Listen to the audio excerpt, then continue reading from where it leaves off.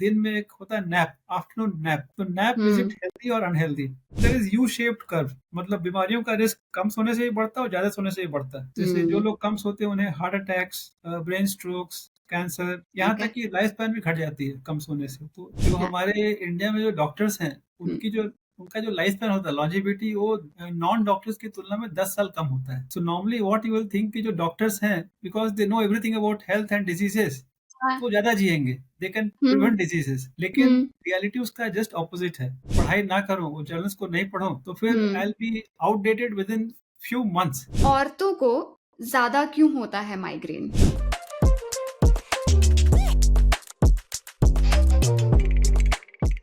नमस्ते everyone, welcome to the Curious podcast. आज का पॉडकास्ट एक मेडिकल पॉडकास्ट है and this podcast is dedicated to the field of neurology. और आज के हमारे स्पेशल गेस्ट हैं expert doctor Sudhir Kumar. Doctor Sudhir एक न्यूरोलॉजिस्ट हैं बाय प्रोफेशन। उन्होंने अपना एमबीबीएस किया, फिर एमडी किया, फिर डीएमबी किया, that is doctorate of medicine. And now he is also the professor and HOD of Department of Neurology at Apollo Hospitals, Hyderabad.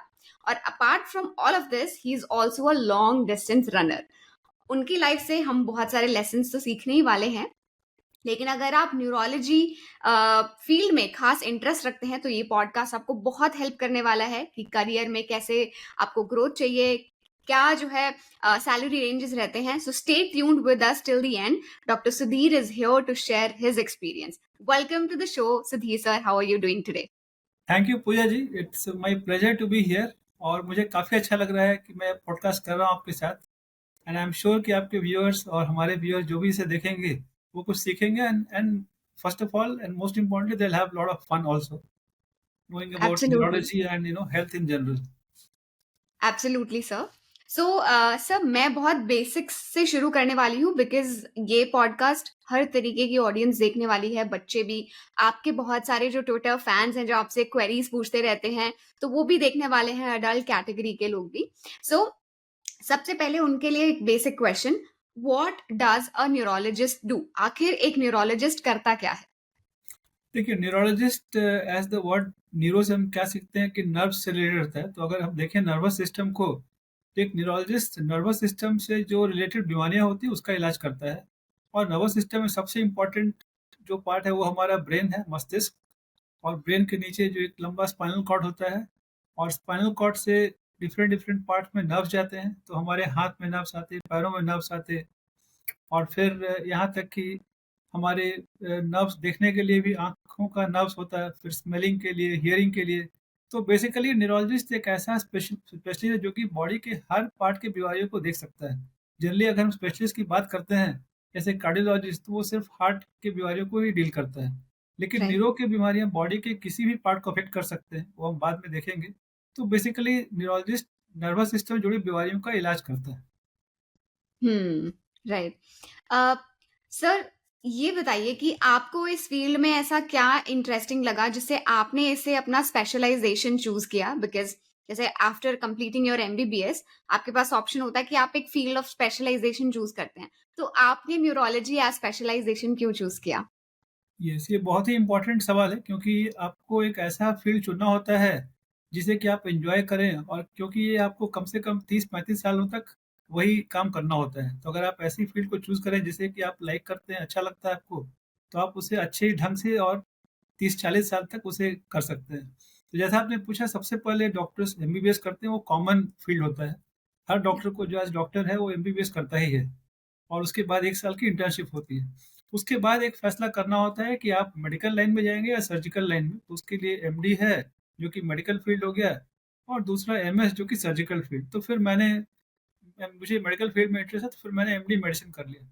फिर आपका पॉइंट है कि एमडी मेडिसिन के बाद फिर आपने न्यूरोलॉजी ही क्यों चुना? मतलब कार्डियोलॉजी है, जो कि हार्ट है, गैस्ट्रोएंटेरोलॉजी, पल्मोनोलॉजी, बहुत सारे सब्जेक्ट्स होते हैं। अगर मैं आपको सच बताऊँ, तो मैं अपना बड़ाई नहीं कर रहा हूँ, लेकिन सबसे जो टफेस्ट या मोस्ट डिफिकल्ट पार्ट जिसे हम मानते हैं at the level of MBBS या एमडी, वो न्यूरोलॉजी ही होता है। और मैं भी वैसे ही था, मुझे भी सबसे टफ न्यूरोलॉजी ही लगता था। तो फिर आप सोचेंगे कि जब न्यूरोलॉजी इतना टफ था, तो आप उसमें क्यों गए? कहीं और चले जाते आसान फील्ड में। तो मुझे हम्म मतलब क्यूरियोसिटी थी न्यूरोलॉजी सीखने का। तो पहले मैं हमारे कॉलेज में, जहाँ से मैंने पढ़ाई किया, सीएमसी वेल्लोर, वहाँ पे एक पोस्ट था जिसे बोलते थे नॉन पीजी रजिस्ट्रार। तो आप 5-6 महीने वहाँ डिपार्टमेंट में काम कर सकते हैं और अगर आपको पसंद है तो फिर आप एंट्रेंस एग्ज़ाम लिखिए डीएम का, वहाँ के लिए या कहीं और के लिए और फिर आप डीएम की पढ़ाई स्टार्ट कीजिए। तो आपके हुँ। पास एक ऑप्शन है वो सब्जेक्ट को देखने का। तो जब मैंने न्यूरोलॉजी सब्जेक्ट डिपार्टमेंट में मैंने काम किया 6 महीने, तो मुझे तब पसंद मतलब बहुत पसंद आया और वो एक मैथमेटिक्स की तरह है। मतलब ये ओह! मैं आगे बताऊँगा, तो बेसिकली न्यूरो जो एक फ़ील्ड है, अगर आप हुँ, उसे समझ जाएँगे, तो फिर आपको डायग्नोसिस करना काफ़ी आसान हो जाता है। जैसे कि अगर मैथ्स का आपके पास एक सवाल हो, तो उसका एक ही आंसर होता है। It is not like literature या हिस्ट्री जहाँ की आप मतलब तरह-तरह के आंसर दे सकते हैं। तो करेक्ट। न्यूरोलॉजी में भी अगर पेशेंट कुछ सिम्पटम्स लेके आता है, अगर आप उसे समझ समझ सकते हैं, तो उसका फिर एक ही डायग्नोसिस होगा और ट्रीटमेंट काफ़ी आसान हो जाता है। तो वो मुझे काफ़ी लॉजिकल लगा वो सब्जेक्ट और दूसरा बात ये था कि ये काफ़ी वास्ट है। मतलब हुँ, हर दूसरे स्पेशलिटी में एमडी में हम सारे स्पेशलिटीज़ में पोस्टिंग होती थी। तो हर स्पेशलिटी में थोड़ा लिमिटेड बीमारियाँ होती हैं। न्यूरोलॉजी में कम से कम 600 बीमारियाँ होती हैं, ठीक है? तो ये इस पे मास्टरी करना मतलब अगर मैं अपनी बड़ाई नहीं कर रहा हूँ, मतलब हुँ, बाकी डॉक्टर्स भी ये बात मानेंगे, तो इसमें काफ़ी बीमारियाँ होती हैं, तो अगर उससे एक होता है कि आप ये चैलेंजिंग भी हो जाता है और प्लस आप बोर नहीं होते। आप अगर आप एक ही बीमारी से डील करेंगे हर दिन, तो फिर आप शायद बोर हो जाएँगे। अगर आपके पास 600 बीमारियाँ हैं, तो तरह-तरह के पेशेंट्स आते हैं, तो आप उसको इलाज करते-करते फिर आप उसमें आपको थोड़ा अच्छा लगता है। हुँ, राइट। सर मैं आपका लिंक्डइन चेक कर रही थी, तो आपने वहाँ पर मेंशन करा हुआ था कि आप बहुत सारे तरीके के डिसऑर्डर्स ट्रीट करते हैं, right from brain, spinal cord, nerves, muscles with medicines because that's what your field of specialization is. And the common conditions that you specialize are paralysis, vertigo, tremors, memory loss, back and neck pain, epilepsy, movement disorders, and sexual problems. I think हम हर एक के बारे में detail में तो discuss नहीं कर पाएंगे बट एक जो सबसे इंटरेस्टिंग पार्ट वो मुझे लगा कि सेक्सुअल प्रॉब्लम्स बिकॉज न्यूरॉन्स मतलब जैसे आपने अभी स्टार्टिंग में हमें बता तो दिया कि नर्वस सिस्टम पूरी बॉडी में ही हमारा जो है ऑपरेट करता है एंड कहीं पर भी किसी भी बॉडी पार्ट में वो आ सकती हैं but something related to sexual problems वो मुझे थोड़ा सा क्लैरिटी नहीं आया तो आप एक बार ऑडियंस को भी और मुझे भी गाइड कर सकते हैं कि what sexual problems nervous system से रिलेटेड हो सकती हैं।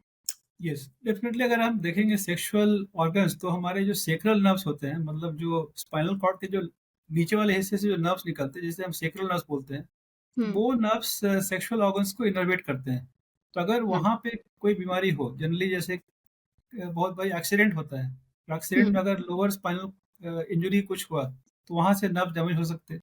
कभी-कभी क्या होता है, वहाँ पे इन्फेक्शंस आ सकते हैं। तो अगर जो लोअर स्पाइनल कॉर्ड के नर्व्स अगर डैमेज हो जाएँ किसी कारण से और यहाँ तक कि इवन स्पाइनल कॉर्ड इंजरीज़, क्योंकि फिर स्पाइनल कॉर्ड से ही नर्व्स वहाँ सेक्सुअल ऑर्गन्स में जाते हैं। तो स्पाइनल हुँ, कॉर्ड इंजरी में भी मतलब ब्लैडर, पेशाब और मोशन के कंट्रोल के अलावा सेक्सुअल डिस्फंक्शन भी होता है। तो जनरली हुँ, हम लोग इंजरीज़ या स्पाइनल कॉर्ड ट्यूमर्स या सेक्रल नर्व्स में इन्फेक्शन, तो ये सब चीज़ों में अगर इंजरी हो, बीमारियाँ हो, तो सेक्सुअल डिस्फंक्शन आ सकता है।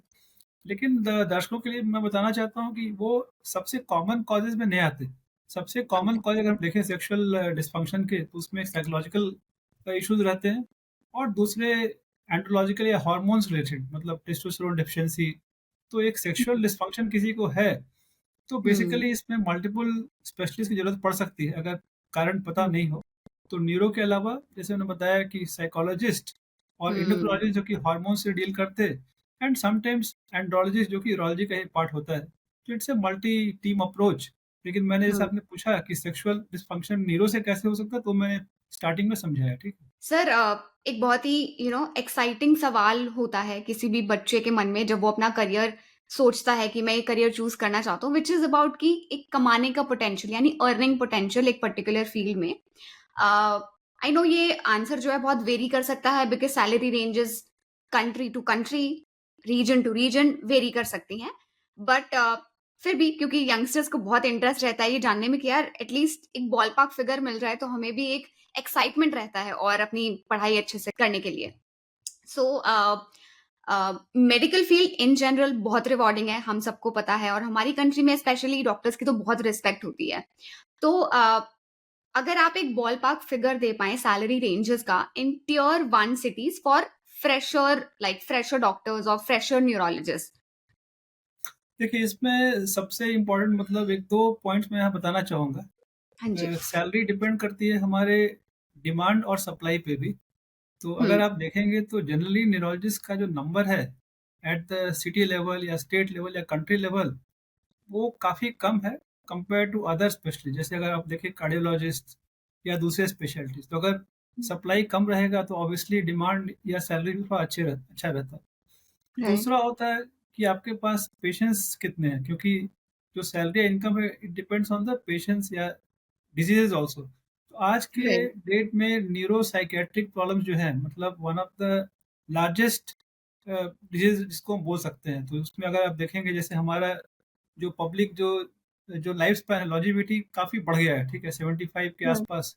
तो उस एज में डिमेंशिया, अल्जाइमर्स वो काफ़ी बढ़ रहा है। तो एंड जनरली जैसे आपने बताया पहले ऑलरेडी, माइग्रेन्स एंड हेडेक्स वो भी काफ़ी कॉमन है बिकॉज़ हुँ, ऑफ हमारा जो लाइफ़स्टाइल है उसके कारण। Risk of strokes, paralytic um, attacks, slip um, disc या जैसे neck um, pain, back pain, तो काफ़ी जो न्यूरो के प्रॉब्लम्स है वो जनरली सोसाइटी में ज़्यादा है। तो आपके पास पेशेंट पूल या पेशेंट नंबर्स भी हाई रहते हैं। तो coming back correct. To your the point की मतलब starting salary, so definitely 1.5 to 2 lakh जो फ्रेशर है, उसको एक अच्छे हॉस्पिटल या अच्छे शहर में उतना मिल सकता है। एंड देन एंड डेफिनिटली अगर वो as he grows up in the career, तो obviously it can improve also. Sky is the limit. Correct, definitely depends on the hard work and then also आजकल क्या हो रहा है कि मतलब न्यूरोलॉजी इज लास्ट पॉइंट नहीं है। जैसे न्यूरोलॉजी आल्सो इज गेटिंग सब स्पेशलाइज्ड। तो कुछ लोग ओके। क्या कर रहे हैं कि they can focus only on Alzheimer's disease या डिमेंशिया। क्योंकि हाँ। अगर आप, जैसे आपने मेरा प्रोफाइल बताया कि so many disease I treat, so I am called what is known as general neurologist.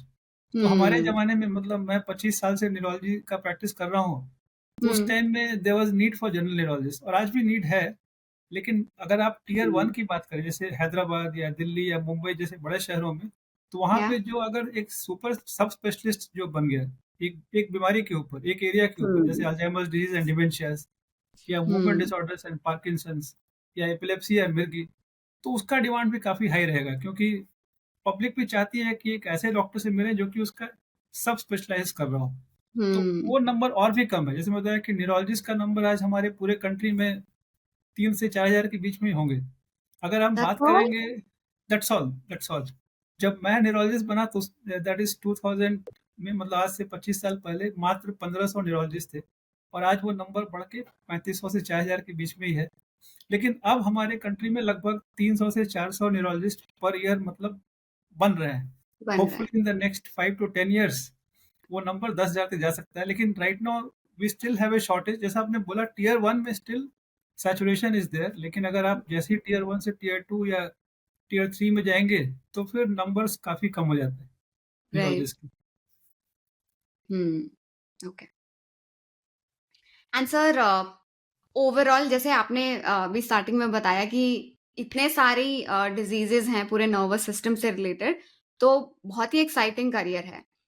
But थोड़ा-सा आप बताइए कि like how what does a normal day look like कि या फिर मैं बोलूँगी कि कॉमन चैलेंजेस क्या फेस करते हैं आप एज़ अ न्यूरोलॉजिस्ट अपने प्रोफेशन में? देखिए, एक न्यूरोलॉजिस्ट का जो जो लाइफ़ है या जो स्टैंडिंग होता है हॉस्पिटल में, वो काफ़ी अच्छा रहता है। तो बेसिकली उसका मैं बता रहा था कि अगर किसी ने सिर्फ़ एमडी मेडिसिन किया है बट स्टिल वो अपने आप को physician and diabetologist, physician and cardiologist, इस तरह के साइन बोर्ड्स लगाते हैं। मतलब they feel confident to manage other problems like diabetes या लंग्स के कंडीशंस या हार्ट के कंडीशंस। लेकिन आप कहीं पे ऐसा बोर्ड नहीं देखेंगे फिजिशियन एंड न्यूरोलॉजिस्ट। ठीक है, वो किसी में इतनी हिम्मत नहीं होती कि वो फिर एमडी करके फिर अपने आप को न्यूरोलॉजिस्ट बता के प्रैक्टिस करे। करेक्ट। उसका कारण वही है कि जैसा बताया कि ये एक वास्ट सब्जेक्ट है और उसपे मास्टरी करना हुँ, आसान नहीं है। अगर कोई डॉक्टर अगर चाहे कि हाँ, वो न्यूरोलॉजिस्ट सीखे और वो हमारे साथ या किसी न्यूरोलॉजिस्ट के साथ बैठ के 2-3 साल काम करे तो एक्सपर्ट हो सकता है। लेकिन वैसे हुँ, लोग कम मिलेंगे। तो हमारा जो काम है मतलब वही, अगर पूरे हॉस्पिटल में कहीं भी कुछ न्यूरो प्रॉब्लम हुआ, तो हाँ, जनरली दूसरे डॉक्टर्स हमें इन्फॉर्म करते कि आप हुँ, आके ओपिनियन दीजिए। तो वो इनवेरिएबली हमारा 10 से 15 केसेस हॉस्पिटल में वो डेली के रहेंगे, जो कि दूसरे डिपार्टमेंट्स के पेशेंट्स को अगर न्यूरो की प्रॉब्लम्स हुए, तो हमें जाके हुँ, ओपिनियन देना पड़ता है। और हमारे खुद के पेशेंट्स होते मतलब हुँ, हमारे पास तरह-तरह के केसेस होते। कुछ बहुत ही क्रिटिकली इल रहते जो कि आईसीयू में रहते, जो थोड़ा हुँ, कम बीमार हैं वो वार्ड्स में रहते और देन हुँ, कुछ हमारे आउट पेशेंट्स रहते। तो हमारे तीनों टाइप के पेशेंट्स रहते हैं डेली बेसिस पे, हुँ, ओपीडी, इनपेशेंट वार्ड्स में और आईसीयू वाले। तो आईसीयू में हाँ, हमारे पेशेंट्स जैसे कोई कोमा मतलब बेहोश है या फिर किसी को ब्रेन फीवर है, किसी को फिट्स जो कंट्रोल नहीं हो रहा हो, किसी को हुँ, लकवा मार दिया हो, तो इस तरह के पेशेंट्स हम जनरली आईसीयू में देखते हैं। हुँ, और वार्ड्स में थोड़ा कम जो बीमार है मतलब किसी को मूवमेंट डिसऑर्डर्स है, पार्किंसन डिसीज़ है या फिर स्लिप हुँ, डिस्क है, हुँ, तो तरह-तरह के प्रॉब्लम्स होते हैं। एक और बीमारी हम बोलते हैं गिलेन-बारे सिंड्रोम जहाँ की पूरे हाथ-पैर के नर्व्स कमज़ोर होके वो पैरालाइज़ हो जाते हैं और ओके, उसके इसका भी ट्रीटमेंट हम कर सकते हैं। मायस्थीनिया ग्रेविस है जिसमें कि आईलिड्स झुक जाते हैं, डबल विज़न आता है, 2-2 दिखता है। तो तरह-तरह की बीमारियाँ होती हैं, तो वो लोग वार्ड्स में रहते हैं, फिर उनका भी हम ट्रीटमेंट दवाइयों से करते हैं। एक और बीमारी हम बोलते हुँ, हैं मल्टीपल स्क्लेरोसिस, तो उसमें क्या हुँ, होता है जो नर्व का कवरिंग होता है वो डैमेज हो जाता है और उसका भी इलाज दवाइयों से आज संभव है। तो मैं जी, कुछ ही बीमारियों के नाम बता रहा हूँ क्योंकि जैसे बताया कि हुँ, ऑलमोस्ट 600 बीमारियाँ हैं जिसका कि हम डेली बेसिस पे इलाज करते हैं, तो हुँ, काफ़ी बीमारियाँ हैं। और हुँ, वो और काफ़ी सारे पेशेंट्स ओपीडी में आते हैं, तो हमारे ओपीडी में पेशेंट्स रहेंगे जिसको माइग्रेन है, टेंशन हेडेक है, नेक राइट, पेन, बैक पेन, किसी के पाँव में जलन, झंझनाहट। तो इस तरह से हुँ, तो हमारा दिन मतलब ये एक तो हो गया पेशेंट केयर का और हमारे हॉस्पिटल में पीजी की पढ़ाई भी होती है, तो जिसे हम बोलते हैं डीएनबी, तो हमारे स्टूडेंट्स भी रहते हैं, तो उनको पढ़ाना, उनको सिखाना, तो वो भी एक हमारा काम होता है। और थोड़ा बहुत रिसर्च भी हम लोग करते हैं, रिसर्च पेपर्स, पब्लिकेशंस। तो समझिए कि हुँ, 60 टू 65% वर्क हमारा पेशेंट केयर का होता है और 20-25% टीचिंग मतलब पढ़ाना स्टूडेंट्स को और 5 से 10% टाइम हमारा रिसर्च में जाता है। तो that's our um, daily routine. Right. It does look exciting, you are right, you are not wrong about that. हर दम कुछ ना कुछ पढ़ाना भी है, केसेस भी हैंडल करने हैं, इन हाउस वाले भी करेक्ट। हैं, आउट पेशेंट्स भी हैं।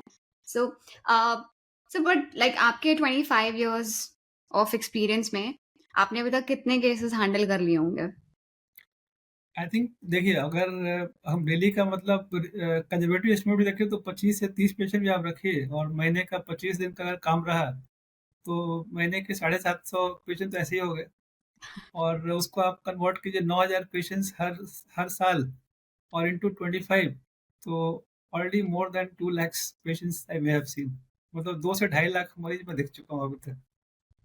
वॉव! बट मतलब 2 से स्टिल इट 2.5 लाख लुक्स लोगों की ज़िंदगी आपने इम्प्रूव करी है। हाँ, लेकिन तब भी लेकिन आज भी 25 साल के बाद भी उतना ही एक्साइटिंग लगता है मुझे। I um, really wait for the next day कि हाँ, मुझे जाना है। और सबसे बड़ी बात क्या होती है ना, हमारे स्पेशलिटी में मरीज़ बहुत सारे ठीक होते हैं। जब मैं न्यूरोलॉजी के फील्ड में एंट्री किया, आज से हाँ, 25 साल 27 साल पहले, हाँ सो जी। देयर वर मेनी कंडीशन जिसका कुछ इलाज नहीं था। तो हमारे हुँ, सीनियर्स बोलते थे कि सुधीर तुम ऐसे फील्ड में क्यों जा रहे हो जहाँ की कुछ मरीज़ के लिए कुछ कर नहीं सकते हो? तो मैं बोला कि हुँ, सर इसलिए मैं जा रहा हूँ क्योंकि आपकी फील्ड में तो ऑलरेडी सब कुछ आ चुका है और कुछ नया ट्रीटमेंट आया, कुछ आया तो इसी फील्ड में आएगा। तो आज हम कुछ नहीं हुँ, कर सकते लेकिन बाद में शायद कर सकें और वही सच्चाई है। तो पिछले हुँ, 25-30 सालों में और I have been in neurology in the golden era इसको बोल सकते हैं।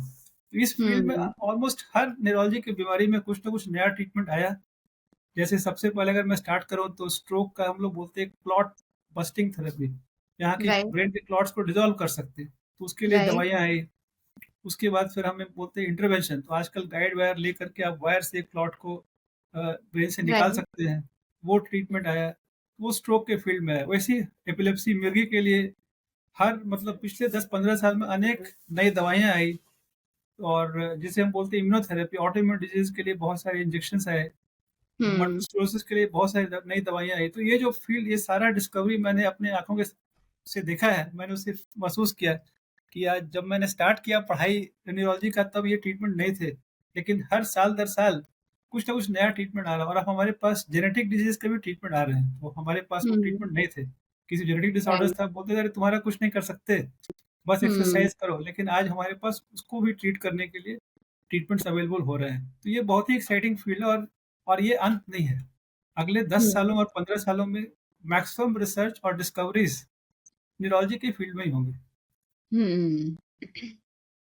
तो सर आपकी बातों से सुन के तो ये लगता है कि किसी भी टाइम आराम करने को नहीं मिलेगा, बिकॉज़ जैसे-जैसे न्यू एडवांसमेंट्स होती जाएँगी, आपको उनके बारे में पढ़ना है, आपको उनको सीखना है, अडैप्ट करना है एंड देन फिर उसको इम्प्लीमेंट करना है अपनी प्रैक्टिस में। सो इट लुक्स लाइक कि बहुत ही टफ और चैलेंजिंग लाइफ होती है न्यूरोलॉजिस्ट की एंड इन जनरल सारे डॉक्टर्स की ही, but since we are talking about the field of neurology here, तो what do you think about this कि नहीं, एक्चुअली बहुत नहीं, चैलेंजिंग है? नहीं, डेफ़िनेटली देखिए हमारा जो मेडिकल साइंस है दैट इज़ एवर चेंजिंग। तो हुँ, मतलब क्योंकि हर वक़्त and it's a scientific field, मतलब अगर मैं कुछ इलाज बोल रहा हूँ, तो उसके लिए साइंटिफिक रिसर्च है, उस बेसिस पे मैं बोलता हूँ। नॉट हुँ, बिकॉज़ कि अरे एक पेशेंट था वो ठीक हो गया तो अब तुम भी ट्राई करो, ये एक्सपेरिमेंट नहीं है। तो राइट, और ये रिसर्च हर वक़्त चलता रहता है, जिसे हम बोलते हैं रिगरस फ़ेजेज़ होते हैं, फ़ेज़ 1 से लेके राइट, फ़ेज़ 4 तक, तो हुँ, उसके बेस पे ये ट्रीटमेंट हम लोग डिसाइड करते हैं। तो और ये हुँ, रिसर्च चूँकि हर वक़्त हमारे मेडिकल जर्नल्स में पब्लिश होता है, जैसा आपने बताया अगर मैं पढ़ाई ना करूँ, वो जर्नल्स को नहीं पढूँ, तो फिर um, I will be outdated within few months, ठीक है? अगर मैं 6 महीने ओह! पढ़ाई ना करूँ, तो जो मेरा लास्ट डिग्री था मैंने 2000 दिसंबर में मैंने पास किया डीएम न्यूरोलॉजी, तो हुँ, इसलिए now it's my 25th year. लेकिन आज भी मैं कम से कम 1 घंटा या आधे घंटे तो ज़रूर मैं पढ़ता हूँ, मतलब बिकॉज़ आई हैव एक्सपीरियंस, तो मैं सारे नए पेपर्स आधे 1 घंटे में पढ़ सकता हूँ। तो हुँ, लेकिन हफ्ते का 3-4 घंटे तो मुझे निकालना ही पड़ता है और वो बहुत हुँ, ज़रूरी है। और ये टफ नहीं है because if as I said in the beginning, अगर आपको इस सब्जेक्ट में दिलचस्पी है, अगर आप एन्जॉय करते हैं, तो पढ़ाई also becomes like a pleasure. In fact studies was never a it was never difficult for me because I enjoyed reading and gaining knowledge. तो अगर आप हुँ, पढ़ते हैं कुछ नॉलेज एक्वायर करने के लिए, तो फिर वो एक मतलब खुशी का माहौल रहता है। अगर आप कोई डंडा पीट रहा है कि आपको पढ़ना है जिससे कि आप एग्ज़ाम पास करें, एग्ज़ाम का टेंशन तो मुझे कभी नहीं था और आज तो ख़ैर ये भी नहीं है। तो अगर आप कुछ नया पढ़े, कुछ नया सीखे और आपके मरीज़ उससे ठीक हो जाते हैं और उनके चेहरे पे मुस्कुराहट आती है, उससे बड़ी मतलब उससे बड़ा कामयाबी और क्या हो सकता है। So that gives us not only me, I am not talking about my self, I am talking about all the doctors and all neurologist. सब में ये लगन या रहता है कि आप कुछ नया सीखो, जो हुँ, लेटेस्ट ट्रीटमेंट है और अपने पेशेंट्स पे को मतलब उसका बेनिफिट दो और जिससे कि वो मतलब पेशेंट टोटली पैरालाइज़ आता है, बेहोश होके आता है और फिर अगले 3-4 दिन में वो आपके सामने ठीक होता है। 1 महीने के बाद वो फिर चल के आता है। तो that nothing can be more satisfying than that. Yeah right. मैं पिछले पॉडकास्ट में मैंने ऑटोप्सी सर्जन को बुलाया था, तो मैंने उनसे पूछा था कि आपकी जो जॉब है वो तो बहुत डिफ़िकल्ट है। तो मैंने उनसे पूछा था कि आपको अपनी जॉब का क्या एस्पेक्ट पसंद है? कि आपको वो चैलेंजिंग टास्क मिल रहा है टू फिगर आउट कि डेथ का कॉज़ क्या था, या फिर वो कि आपके डायग्नोसिस, आपके इस पूरे एंटायर रिसर्च के चक्कर में एक एक मासूम को जो है जस्टिस मिल सकती है। तो उन्होंने बोला कि it's actually both. So is it the same for you also कि कोई टेक्निकल चैलेंज, कोई एक न्यू केस आता है, कोई चैलेंजिंग केस आता है, तो उसको एक डील करने का excitement plus the satisfaction that you get by seeing that someone is recovering. So is it a culmination of both for you as well? I think the second point is more important. जैसे doctors Okay. के लिए सबसे बड़ा खुशी तब होता है जब मरीज़ अपने खराब कंडीशन में आए और वो आपके सामने और आपके एफर्ट से ठीक हो जाए। So that is Hmm. the best reward. It is not what we earn or what we don't earn. It is the Hmm. smile on the patient's face and the family's face, ठीक है? और वो every case is different and challenging, उसमें मैं मतलब तो कोई दो राय नहीं है। लेकिन अगर आपके एफर्ट से मरीज़ ठीक हो जाए तो that is the most satisfying. और वो मतलब डिपेंड करता है आपके एक्सपीरियंस से भी और फिर आपने कितनी पढ़ाई की, कितना सीखा and sometimes it is team work also, मतलब इन ए हॉस्पिटल सेटिंग इन ए क्रिटिकली इल पेशेंट, तो हमारे Yeah. दूसरे टीम मेंबर्स इन्वॉल्व रहते हैं, चाहे वो आईसीयू के डॉक्टर्स हों, चाहे हमारे डायग्नोस्टिक्स मतलब रेडियोलॉजिस्ट हों, पैथोलॉजिस्ट हों, सबका योगदान रहता है उसमें, तो एक पूरा टीम Right. इन्वॉल्व रहता है उस केस में। लेकिन आप मतलब फ्रंट फेसिंग रहते हैं, आप फ्रंट चेहरा रहते हो मरीज़ के सामने, बिकॉज़ जो रेडियोलॉजिस्ट हैं या जो पैथोलॉजी वो अपने लैब में बैठे रहते हैं, so they don't interact much with the patients. तो सारा वाह-वाही Hmm. हमें ही मिल जाता है, तो वी डोंट माइंड दैट कि अगर आपको कोई बोल रहा है कि डॉक्टर वेरी थैंक यू, लेकिन हम बोलते हैं उसे कि देखो ये पूरा टीम वर्क था, एफर्ट्स सब लोगों का था, नर्सिंग स्टाफ या जो भी रहे, ठीक है? और Right. डेफ़िनेटली मतलब ऑटोप्सी सर्जन जो बोला वो सही है, जो कि यमराज के नाम से जाने जाते हैं, मैं भी उनको फ़ॉलो करता हूँ। and right, he also gives lot of good insights on Twitter. Right, right, right.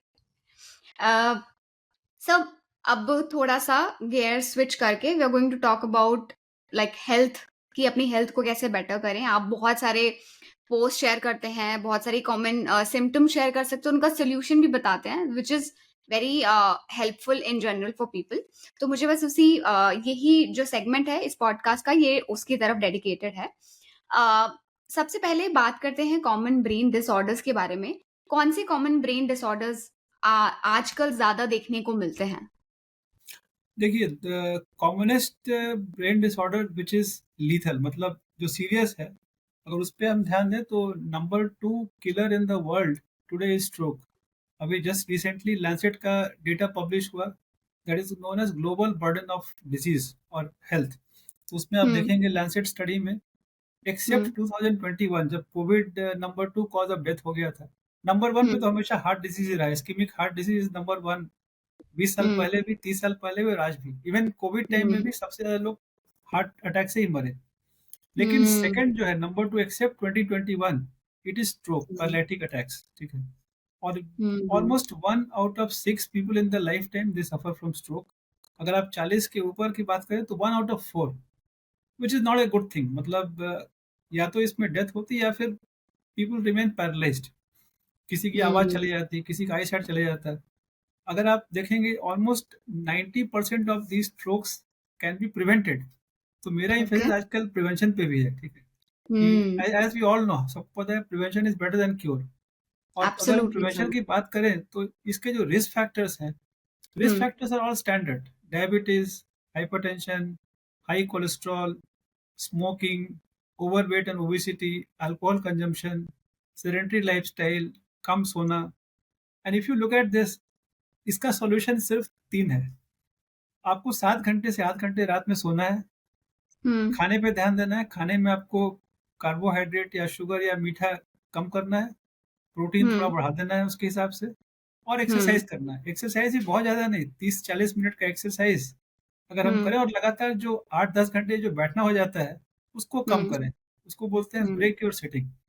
तो अगर आप हर हुँ, 30-40 मिनट में 1-2 मिनट के लिए उठ के टहल लें और हुँ, और अपने मील्स के बाद थोड़ा 5-10 मिनट टहल लें, तो ये काफ़ी सिंपल है जो कि हर लोग कर सकते हैं। और जो हैबिट्स हैं, जिसे हम बोलते हैं स्मोकिंग, ड्रिंकिंग, उस पे सिर्फ आप पैसा हुँ, खर्च करते हैं, अपना हेल्थ भी बर्बाद करते हैं और कुछ उससे हासिल होता नहीं है, ठीक है? तो ये हुँ, जो 2 हमारे इविल हैं सोसाइटी में, सिगरेट और शराब, इसके हुँ, लिए कोई जस्टिफिकेशन नहीं है। आप ब्लेम कर सकते हैं गवर्नमेंट ने बैन नहीं किया, लेकिन पैसा तो आप पैसा खर्च कर रहे हैं, शॉप में जा रहे हैं, खरीद रहे हैं और पी रहे हैं, ड्रिंक कर रहे हैं। तो वो हमारे यंगस्टर्स या कोई भी किसी भी एज के लोग हैं, उसको कम करना चाहिए। तो अगर ये हम करें तो स्ट्रोक को कम कर सकते हैं। दूसरा, अगर कॉमन देखें हमारे ओपीडी में, तो दैट इज़ हाँ, माइग्रेन। तो माइग्रेन विमेन में 15 से 20% विमेन को माइग्रेन की बीमारी है। मेन में भी 5% लोगों को है। तो ये काफ़ी कॉमन है। तो उसमें पीपल हैव हेडेक्स, मतलब एक साइड या दोनों हुँ, साइड में हेड में पेन होगा, और हुँ, किसी-किसी को हफ्ते में 1 या 2 बार भी हो सकता है, किसी को और ज़्यादा भी हो सकता है। और कुछ लोगों के हुँ, पास ट्रिगर्स होते हैं, जैसे धूप में गए या शोरगुल में ज़्यादा हो जाता है, या कुछ हुँ, फूड स्टफ्स खाने के बाद, जैसे चाइनीज़ फूड, केक्स, हुँ, चॉकलेट्स, ऐसा, या हुँ, किसी विमेन को पीरियड्स के टाइम में, तो बहुत सारे ट्रिगर फैक्टर हैं, कम सोने से, खाने में डिले होने से। तो इस पे भी अगर हम राइट, जनरल लाइफ़स्टाइल फैक्टर्स पे ध्यान दें तो 50% लोगों का माइग्रेन कम हो सकता है, और बाकियों के लिए हुँ, हमारे पास दवाइयाँ हैं। तो ये 2 हुँ, सबसे कॉमन प्रॉब्लम्स जो हम देखते हैं, एक इन पेशेंट में और एक आउट हुँ, पेशेंट में। उसके अलावा हुँ, मतलब कमर का दर्द, गर्दन का दर्द, हाँ, और चक्कर हुँ, आना, हाथ-पाँव में झनझनाहट आना, या हुँ, हाथों का शेकिंग होना, तो ये सब दूसरे कॉमन प्रॉब्लम्स हैं, जिसको कि हुँ, एग्ज़ामिनेशन से हम डायग्नोज़ कर सकते हैं और अच्छे इलाज भी पॉसिबल है। हुँ, हुँ, ओके, राइट। अ, सर आपने बोला कि माइग्रेन जो है वुमेन में 15 से 20% रहता है, मेन में कंपैरेटिवली लोअर है, but still 5% which is higher. औरतों को ज़्यादा क्यों होता है माइग्रेन? देखिए, मतलब like everything exact root cause तो नहीं बोल सकते, लेकिन it is linked to hormones, क्योंकि ये देखा गया है कि जो माइग्रेन की बीमारी है, ये मेनार्की और मेनोपॉज़ के बीच में ज़्यादा होती है। मतलब once the hmm, period start and once the period stop, उसके बाद ऑटोमैटिक कम हो हुँ, जाती है। और ऑल्सो जैसे बताया कि हुँ, बहुत सारे औरतों को पीरियड्स के टाइम में 2 दिन पहले पीरियड्स स्टार्ट होने के और पीरियड्स के डे 1 और डे 2 इन 4 दिनों में माइग्रेन का अटैक ज़्यादा होता है। So that um, makes us believe कि it is linked to hormones. और दूसरी बात हुँ, ये है कि और जिन औरतों को माइग्रेन की बीमारी होती है, प्रेगनेंसी के टाइम में नहीं होती है। And that again shows that during pregnancy the hormone progesterone का अमाउंट बढ़ जाता है, एस्ट्रोजन घट जाता है। So that is another hypothesis which proves कि ये लिंक टू हार्मोन्स ही है, ठीक है? Correct. So that is one reason. ऐसे लेकिन औरतें बोलती है कि तुम मर्दों के कारण ही हमें दर्द होता है because you must headache so we get more headaches.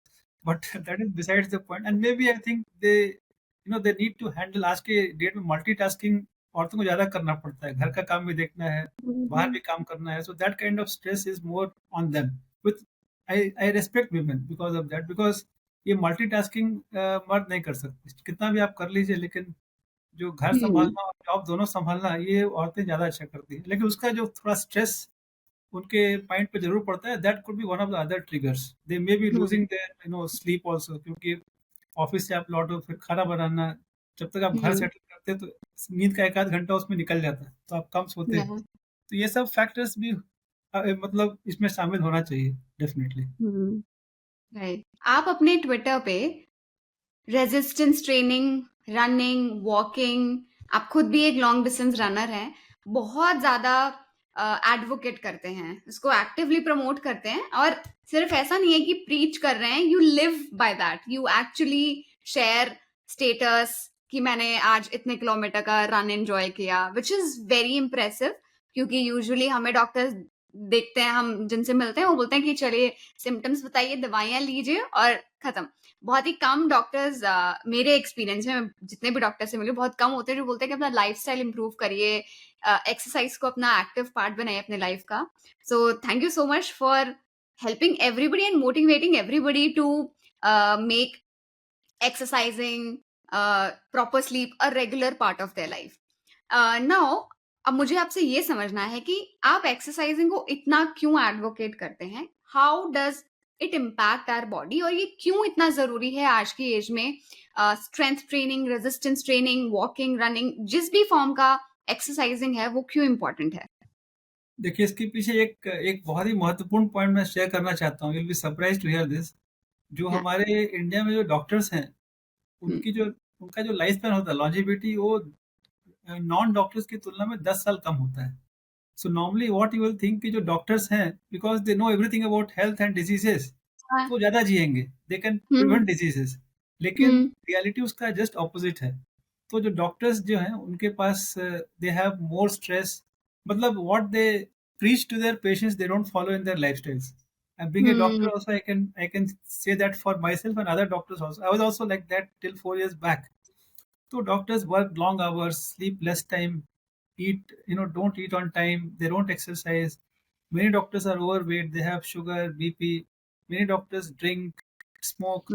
तो ये हुँ, सारे फैक्टर्स डॉक्टर्स में आते हैं as a result their life span is 10 years lesser than non doctors in our um, community as per studies done in Kerala Maharashtra ये सब published data है ठीक है मैं ऐसे ही नहीं बोल रहा हूँ now coming um, to the next point what I realised even 4 साल पहले मुझे आई वाज आल्सो सिमिलर मतलब सिर्फ काम से मतलब था काम करो कम सो और खाने में भी मैं उस्ताद था I used to overeat also and have soft drinks and ये सब मुझे देन आई रियलाइज कि मैं मतलब क्या कर रहा हूँ मतलब डेफिनेटली मुझे सारा पता है कि ये सब गलत है and I should lead an active lifestyle exercise करूँ but so suddenly one day I decided कि नहीं I should change my myself you will be surprise मतलब 4 साल पहले मैंने स्टार्ट किया 2020 में उसमें मेरा वजन ऑलमोस्ट 95 टू 100 केजी के बीच में हो गया था and then really? I was about 100 kgs that time और फिर मैंने स्टार्ट किया running and then I stopped having soft drinks और ये सब जो जंक फूड थे खाने में थोड़ा परहेज किया मैंने and as a um, result from 100 I came down to 70 to 71 kg मतलब ऑलमोस्ट 29-30 किलो वजन कम हुआ देन आई वाह! Had extra fat in abdomen वो सारा खत्म हो गया जितने मेरे ब्लड प्रोफाइल थे HbA1c लिपिड्स वो सारे नॉर्मलाइज हो गए सो आई एक्सपीरियंस्ड ऑल दो चेंजेस फर्स्ट हैंड मतलब अगर आप खुद एक्सपीरियंस करो then with um, more conviction we can tell this to our patients and जो भी हमसे मिले ठीक है you have gone through the same process, तो आपको क्या प्रॉब्लम्स आ सकते हैं व्हेन यू स्टार्ट रनिंग या वॉकिंग या फिर डाइट कंट्रोल। तो सारा चीज़ मैंने एक्सपीरियंस खुद से किया है, and plus I read extensively also. तो जितने भी पब्लिश्ड डेटा है उस पे मैंने उसको भी स्टडी किया है। So being a doctor I can understand दो स्टडीज बेटर देन से ले पब्लिक। तो मैंने देखा कि मतलब जितने भी फॉर्म्स ऑफ एक्सरसाइज है, चाहे वो वॉकिंग हो, रनिंग हो, हुँ, स्ट्रेंथ हो, हर का इम्पैक्ट डायरेक्टली पॉजिटिव इम्पैक्ट अब हमारे हेल्थ पे पड़ता है। तो अगर कोई ओवरवेट है उसका वेट कम होगा, किसी को अगर प्री डायबिटीज़ या डायबिटीज़ है उसका शुगर कंट्रोल होगा, ब्लड प्रेशर जिसका हाई है वो कम हो जाएगा, कोलेस्ट्रॉल की हुँ, वैल्यूज़ एलडीएल वो नॉर्मलाइज़ हो जाती है, हुँ, आपका एचडीएल जो गुड कोलेस्ट्रॉल है वो बढ़ जाता है। तो so all these things when you see in yourself it gives you again more confidence, more positivity, and definitely body image matters. And you know, we some people may not shame you publicly, लेकिन body shaming definitely रहता है। जो लोग obese या हुँ, overweight है, definitely they feel less confident in their daily हाँ, dealings, और दूसरे इश्यूज भी रहते हैं। सो once we are healthy, once we are metabolically healthy, having normal weight and all the parameters, और अगर सही टाइम पे हम सो रहे हैं, अच्छा सो रहे हैं, so it reflects in our work also, we'll be more energetic, we can do our work in a better way। तो सारे पॉजिटिव इम्पैक्ट्स आते हैं, and that is one reason I emphasize on this कि अगर if I can inspire some more people who can take up active lifestyle, तो मेरा purpose क्या है कि पेशेंस कम से कम रहे। देखिए मैं डॉक्टर हूँ, लेकिन मैं नहीं चाहता कि पेशेंस का नंबर बढ़े, ठीक है? तो मेरा रहा राइट, पेशेंस कैसे कम से कम बने, तो जो हेल्दी लोग हैं वो हेल्दी कैसे रहें, मरीज ना हुँ, बने, और जो मरीज बन गए वो फिर से हेल्दी कैसे हो जाए। तो ऑलमोस्ट हुँ, ऑलमोस्ट ऑल डिजीज जैसे आप देखें, अगर हार्ट अटैक पे हम देखेंगे तो उसमें भी ऑलमोस्ट 80 टू 90% हम प्रिवेंट कर सकते हैं, ठीक है? हुँ, 10% मैं बोल रहा हूँ क्यों नहीं कर सकते, क्योंकि 10% हमारा जीन्स होता है। अगर हमारे हुँ, पेरेंट्स या ग्रैंड पेरेंट्स का डिफेक्टिव जीन आया, तो some um, genetic risk factors we can not change. दूसरा हमारा एज फैक्टर, जैसे-जैसे हमारा एज बढ़ेगा, so some risk hmm, of heart attack and strokes also will come। तो उसको हमारे एज राइट, को हम चेंज नहीं कर सकते, हमारा जो जेनेटिक रिस्क फैक्टर उसको हम चेंज नहीं कर सकते, लेकिन बाकी करेक्ट, जो मॉडिफाइबल रिस्क फैक्टर्स हैं, उसको हम डाइट, एक्सरसाइज से कंट्रोल कर सकते हैं। हुँ। बहुत ही insightful, thank you so much. Uh, अब इसके आगे चलते हैं। आपने जैसे बीच में बोला था नमनेस और झनझनाहट हाथों में होना, ये ये भी जेनेटिक प्रॉब्लम होती है या फिर ये आप मसल का बहुत ओवर यूज़ करते हो एक पर्टिकुलर एक्टिविटी बार-बार करते हो? मैं इसलिए पूछ रही हूँ बिकॉज़ ये मुझे कभी-कभार होती है और ये सेम प्रॉब्लम मेरी मॉम को भी होती है, जिसकी वज़ह से उनको थोड़ा रात में सोने में दिक्कत भी होती है। आपने अभी एक ट्वीट भी डाला था हाल ही में कि अगर आपको ऐसे नमनेस और टिंगलिंग हो रही है हाथों में, तो विटामिन्स की कमी, विटामिन शायद बी12 आपने बोला था, शायद बी12 हुँ, की हुँ। कमी से हो सकता है। तो इसके ऊपर थोड़ा-सा लाइट डालिए और शायद मुझे ऐसा लगता है मेरी डाइट नॉर्मल है, बट फिर भी मुझे कभी-कभार जब मैं बहुत स्ट्रेस्ड होती हूँ, तो मुझे ज़्यादा हो जाता है या फिर मैं बहुत देर तक क्योंकि सेडेंटरी लाइफ़स्टाइल ही है at the end of the day, तो बट उसको हम एस्केप भी नहीं कर सकते बिकॉज़ काम तो करना ही है। अब काम जो है बैठने वाला ही हो गया है तो या तो काम ढूँढो दूसरा बट उसी में ही और ऐसा नहीं है कि रेगुलरली रहता है, बहुत ही क्या बोलते हैं, कभी-कभार होता है स्पेसिफिकली जब स्ट्रेस होता है। तो इसके ऊपर आप थोड़ा-सा लाइट डाल सकते हैं कि ये प्रॉब्लम के कॉज़ेज़ क्या हो सकते हैं? कैसे इसको हम रिमूव कर सकते हैं?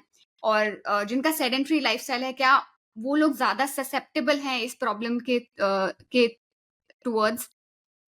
या देखिए, इसमें मतलब मैं 3 या 4 चीज़ बोलूँगा। सबसे पहले क्या हाँ। है कि अगर हम कहीं पे लगातार बैठे रहें, एक ही जगह पे, तो बैठने के बाद जो हमारा पार्ट, जैसे चेयर पे बैठे हैं तो थाइज़ का एरिया वो थोड़ा नम हो सकता है। That is absolutely normal. अगर आप उठ के चलेंगे तो राइट। फिर वो नमनेस चली जाती है। या अगर हम सो के उठते हैं तो कहीं हमारा हाथ कुछ हल्का नम रहा है, वो भी 10-15 मिनट के बाद फिर चले जाता है। That is absolutely normal. फिर राइट। दूसरा जो हम कॉमन कंडीशन देखते, वो हमारे गर्दन या कमर से स्टार्ट होता है। सो नेक पेन, बैक पेन, और कभी-कभी नेक से वो दर्द, झंझनाहट स्टार्ट होके हाथों में आ सकता है, या कमर से पैरों में। और उसका हुँ, जो लीडिंग कॉज़ है, एक तो ओवरवेट, ओबेसिटी, और दूसरा लगातार मतलब बैठे रहना, प्रोलॉन्ग्ड सिटिंग। तो हुँ, उसके कारण ये रिस्क बढ़ जाता है। तो उसके लिए हम क्या बोलते हैं हुँ, कि हर 30-40 मिनट में 1-2 मिनट के लिए आप उठ के थोड़ा खड़े हो जाएँ, अगर चल नहीं सकते तो। और या हुँ, वॉशरूम जाने के बहाने आप कहीं चले जाइए। और आजकल ऑफ़िस में मान लीजिए अगर आपका कोई कलीग है जिससे आपको बात करना है, तो जनरली हम फ़ोन पे बात कर लेते हैं। तो हो हाँ, सके तो आप उसके डेस्क पे जाके बात कर लीजिए, या डाउट्स क्लैरिफ़ाई कर लीजिए। या फिर अगर हम हुँ, कॉफ़ी या चाय पीते हैं तो फिर instead of sitting we can have standing coffee breaks. So we Hmm. should find excuse to sit, meaning avoid sitting, stand or walk as much as Correct. possible during office hours, ठीक है? और beyond office hour जो है leisure time होता है, वो भी अगर हम बैठ Hmm. के कंप्यूटर पे या फ़ोन पे ब्राउज़िंग कर रहे हैं, तो कम से कम खड़े Hmm. होके ब्राउज़ कर लें, ठीक है? तो that standing is better than sitting, और उसको मिनिमाइज़ कर सकते हैं। और दूसरा हम बोलते हैं उसके लिए एक एक्सरसाइज़ेज़, तो नेक के लिए there is something called isometric neck exercises, उसमें नेक को मूव करना होता है आगे, पीछे और साइड की तरफ। यूट्यूब पे वीडियोज़ मिल जाएँगे, उसको देख के आप कर सकते हैं। Similarly for back, we have back extension exercises, तो भी हम लेट करके बेड पे या नीचे मैट पे उसे कर सकते हैं। अगर हम वो करेंगे तो फिर ये प्रॉब्लम कम हो जाता है। जो तीसरा चीज़ मैं बोलना चाहता हूँ, किसी-किसी को सिर्फ़ हाथों में झंझनाहट आती है, एक हाथ में, Hmm. हथेलियों में, Hmm. Specially in these 4 fingers. तो उसपे क्या होता है, एक नर्व्स होता है हमारे हाथ में यहाँ पे, जिसको बोलते हैं मीडियन नर्व। तो आजकल Got कंप्यूटर it. पे, माउस पे यूज़ Hmm. करते-करते अगर ये नर्व्स Hmm. का दब जाए तो उसे हम बोलते हैं सीटीएस, कार्पल टनल सिंड्रोम, और वो Hmm. दवाइयों से और कुछ दूसरे ट्रीटमेंट से उसे हम ठीक कर सकते हैं। और Okay. लास्ट जो होता है, किसी के तलवे में अगर झंझनाहट हो रही हो, तलवे झंझनाहट Hmm. या नमनेस या दर्द, तो उसके लिए 2 मेन कारण हम देखते हैं। एक तो विटामिन बी 12 की डेफिशिएंसी, और दूसरा हम बोलते हैं डायबिटीज़ या प्री डायबिटीज़। तो एचबीए1सी टेस्ट Hmm. करने से वो मालूम चल जाता है, और दोनों का हम Hmm. आसानी से दवाइयों से और डाइट कंट्रोल से इलाज कर सकते हैं। और ये मैंने Hmm. 4 कॉमन कारण कारण बताए। उसके अलावा भी दूसरे, अगर आपको मतलब डाउट्स हो, तो अपने डॉक्टर Hmm. से मिलें और फिर आगे का हम इवैल्यूएशन कर सकते हैं। हाँ, मतलब ऑब्वियसली अगर आपको रेगुलर बेसिस पे हो रही है, सो लिसनर्स डिस्क्लेमर तो हमेशा ही है कि अगर आपको ऐसा प्रॉब्लम होता है और कंसिस्टेंटली काफ़ी टाइम से हो रहा है, do consult a doctor because even though sir doctor हैं, बट बिना आपका पूरा केस जाने, आपके पूरे केस की हिस्ट्री जाने, वो भी आपको प्रॉपर तरीके से गाइड नहीं कर पाएँगे। तो डेफ़िनिटली, या you yes. Can definitely consult sir, reach out to him, follow him on Twitter. Okay. Uh, Or consult your family doctor or somebody and who can guide you. Yes. या definitely. अगला important part जो है वो है sleep के बारे में। आपने बहुत सारे आर्टिकल्स भी शेयर करे हैं अपनी ऑडियंस के साथ भी कि अ, अगर आप बहुत स्लीप डिप्राइव्ड हैं तो उससे बहुत सारे हेल्थ कंसर्न्स अराइज हो सकते हैं। सो थोड़ा-सा स्लीप के बारे में बताइए, how what happens when we are sleeping? Why is it so important? और क्रॉनिक स्लीप डेप्रिवेशन है, तो उससे क्या क्या रिस्क हो सकते हैं? देखिए, मतलब मैं अपने पेशेंट को हमेशा बोलता हूँ, some most people they want pills या टैबलेट्स। तो मैं बोलता हूँ, देखो तुम्हारे लिए सिर्फ़ 3 पिल्स हैं, और these pills are not for treatment but for preventing your diseases. और ये हुँ, 3 पिल में सबसे जो स्ट्रॉन्गेस्ट पिल है वो गुड स्लीप, दूसरा हुँ, हेल्दी डाइट, और तीसरा एक्सरसाइज़। तो ये हुँ। हमारे 3 पिल्स हैं जो कि सबको यूज़ करना चाहिए ऑन डेली बेसिस। राइट। इसका कोई ओवरडोज़ नहीं होता, ना ही इसका कुछ कॉस्ट होता है, और ना ही कोई साइड इफ़ेक्ट्स हैं। तो सबसे जो इम्पोर्टेंट एंड मोस्ट पावरफुल पिल है वो स्लीप है। तो स्लीप में इम्पोर्टेंट क्या है, एक तो ड्यूरेशन, मतलब क्वांटिटी। तो अडल्ट्स हुँ, के लिए 7 से 8 घंटे का नींद मतलब अनिवार्य है, and that is um. Supposed to be ideal. We should not give examples, फलाना आदमी देखिए वो आवर पीएम और या somebody, some famous person sleeps only 4 hours, that is exceptional. So we should या not become exceptional that only one person in the world or the country can be like that. But most of us are average people. So average adult requires 7 to 8 hours of good sleep. और हुँ, दूसरा है, मतलब the quality also should be good, ठीक है? तो not only okay, quantity, और okay. उसके, और there is something called as regularity of sleep schedule. तो अगर हम 7 घंटे बात करें, तो ऐसा नहीं कि एक दिन हम सोएंगे 9 से 5, और दूसरे दिन 1 बजे रात से लेके 8 बजे सुबह तक, ऐसे नहीं। So we need um, to have a fixed sleep schedule, मतलब कि आप एक टाइमिंग फिक्स करें कि उस टाइम से आपको सोना है, और आधा घंटा आगे पीछे कर सकते हैं। एंड देन एक और पॉइंट है कि it is not only sleep deprivation, even over sleeping also is dangerous. ऐसा नहीं कि अगर सोना ओह! अच्छी बात है तो आप 12 घंटे सो रहे हैं, ठीक है? हुँ, प्रॉपर हुँ, उसका 9 घंटे का है, तो 7 से 9 घंटे, क्योंकि स्टडीज में ये हुँ, भी देखा गया है कि जो लोग ज्यादा सोते हैं, मतलब मोर देन 9 आवर्स, हुँ। तो उनके भी बीमारियों के रिस्क बढ़ जाते हैं। और जैसे हम बीमारियां अच्छा। देखेंगे, तो definitely sleeping less is more dangerous than sleeping more, um, लेकिन sleeping more also is unhealthy, so there is U shaped curve. मतलब बीमारियों का रिस्क कम सोने से ही बढ़ता है और ज़्यादा सोने से ही बढ़ता है। जैसे जो हुँ, लोग कम सोते हैं उन्हें heart attacks, brain strokes, cancer, यहाँ ओके। तक कि लाइफ स्पैन भी घट जाती है कम सोने से। तो that is oh! The most important part of sleep. एक और बात लोग पूछते हैं कि अगर हम रात में ठीक से नहीं सो पाए, 4 घंटे की नींद हुँ, भी तो क्या हम दिन में 3 घंटे सो के पूरा कर सकते? तो ideal hmm, for adults is कि आप एक ही बार में स्लीप कोटा पूरा करें। बट किसी हुँ, कारणवश ऐसा नहीं हो पाया, definitely you can make up for the lost sleep in day time also, but not hmm, as a routine habit. एक और पॉइंट राइट, होती है नींद के बारे में कि दिन में एक होता है नैप, आफ्टरनून नैप। तो nap is um, it healthy और अनहेल्दी? तो ये um, see short nap is called as power nap. मतलब पावर ओके, नैप खासकर जो लोग 10-12 घंटे काम कर रहे होते हैं, अगर वो 15-20 मिनट का एक पावर नैप ले लें दिन में, so um, they can again get energized and fresh, and उसके राइट, बाद 3-4 घंटे आप आराम से काम कर सकते हैं। So power nap right, lasting less than 30 minutes is good. लेकिन ऐसा नहीं कि हुँ, दिन में आप सोए 2 घंटे सो जाएँ, उसके बाद आप अगर आप उठेंगे भी तो you are not in that good frame of mind to work. तो ये हुँ। जो नैप के बारे में है कि 30 मिनट से कम अगर लें तो अच्छी बात है। हुँ। पावर नैप तो एक्चुअली मतलब बहुत सारे ब्लॉग्स बीच में ट्रेंड सा ही बन गया था कि power naps are so important, power naps are so important. But आपने वो कन्फ्यूजन क्लैरिफाई कर दिया कि लेस देन 30 मिनट्स है, तो इट्स एब्सोल्युटली फाइन, एकदम एनर्जेटिक फील होगा। उससे ज़्यादा हो जाएगा तो थोड़ा दिक्कत हो जाती है, बिकॉज़ मैंने खुद पर्सनली ये ऑब्ज़र्व करा है कि कभी अगर 30 टू 45 मिनट्स का हो जाता है नैप, तो सर में दर्द हो जाता है, बिकॉज़ क्या है कि वो बीच में जो आपकी डीप स्लीप है वो किक इन हो जाती है और फिर वो करेक्ट। जब वहाँ से ब्रेक होती है तो हेडेक स्टार्ट हो जाता है। डेफ़िनेटली सी जो हमारा स्लीप है इट गोज़ इन साइकिल्स। तो एक या साइकिल 90 मिनट का होता है, so if you right. Cross 30 minutes then you have to sleep for 90 minutes and then get up. Right. तो सो रहे हो तो आधे घंटे के लिए नहीं सो, हाँ, आधे घंटे ईदर तक लाइक यू आर हाँ, आधे घंटे तक you are in the light sleep phase. तो अगर आप आधे हाँ, घंटे से पहले उठ गए तो you are still fresh. Like once you cross 30 तो you have to wait for another 60 minutes and then get up. Right, जबकि right, by right. Then you lose some lot of time. तो फिर आपका एनीवे 2 हुँ। घंटे निकल गया तो फिर आप काम कैसे करेंगे? Right, right, right, absolutely. Okay, sir I believe that's all for today's podcast. बहुत सारे और भी टॉपिक्स हैं हेल्थ रिलेटेड एंड बहुत सारे correct. Disorders related, Alzheimer, dementia, जिनके बारे में हम बहुत डीप में और आगे जाके बात कर सकते हैं। So but for now I think that's all from my side and thank you so much for taking out time. मैं रिक्वेस्ट करूँगी कि आप एक और पॉडकास्ट फ्यूचर में एक और एपिसोड करें हमारे साथ, ताकि हम जो ये बाकी बीमारियाँ हैं जो अब कॉमनली अब होने लगी हैं, उनके बारे में हम डिस्कस करें, उनके रिस्क फैक्टर्स को डिस्कस करें, उनको कैसे प्रिवेंट भी किया जा सकता है, उनको भी डिस्कस करें। So this is our way of spreading awareness and making people healthier. So जिसमें आपने तो डेफिनिटली लीड कर ही रहे हैं आप फोरफ्रंट से। सो thank you so much once again for taking out time. Yeah. It really Thank means you. a lot.